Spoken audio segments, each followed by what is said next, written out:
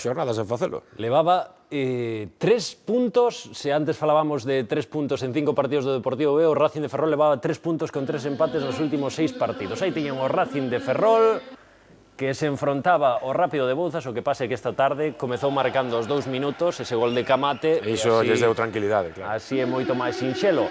Tamén houbo outra acción polémica, minuto 8, hai ou non fora de xogo neste gol anulado a Benja. O balón sobre a área, o erro de Marcos Balín, anota Benja o gol, pero o árbitro anula por fora de xogo. Pode ser que sí.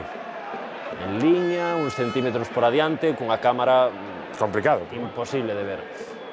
E despois chegaría o 2-0 pro equipo de Aira, xe lle deu máis tranquilidade. Moi sinxelo gol.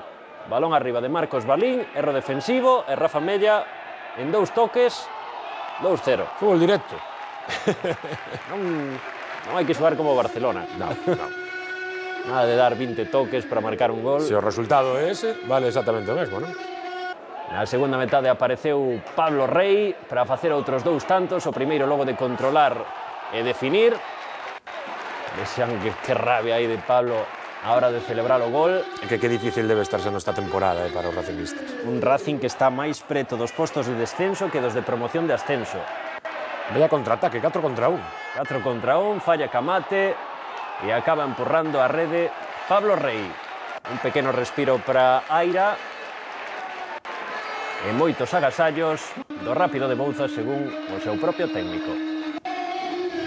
Bueno, lo que espero es que nos sirva para seguir ganando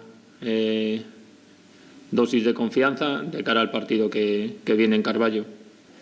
Sí, la verdad es que el marcador es suficientemente contundente como para no poder replicar demasiado.